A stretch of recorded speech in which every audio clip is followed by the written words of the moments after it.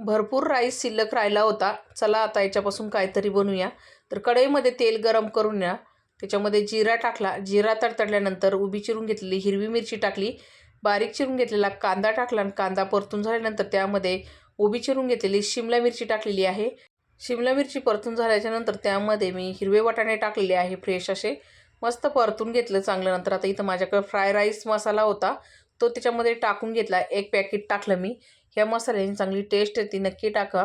तर परतून घेतलं आणि लगेच त्याच्यामध्ये राईस टाकलेला आहे. आता भरपूर राईस होता हा. जवळजवळ 2 ते 3 माणसाचा राईस शिल्लक राहिलेला होता. मस्त असा स्लो गॅस ठेवून हा राईस परतून घेतला. आता याच्यामध्ये मीठ टाकायची गरज नाही आहे, कारण की मसाल्यामध्ये ऑलरेडी मीठ असतं त्या फ्राय राईस मसाल्यामध्ये. मिक्स करून घेतलं. आता याच्यात कोथिंबीर टाकलेली आहे, थोडीशी स्किप झाली, तुम्ही नक्की टाका. तयार झाला आपला मस्त असा फ्राय राईस. नक्की ट्राय करून बघा. भेटूया पुढच्या व्हिडिओमध्ये. धन्यवाद.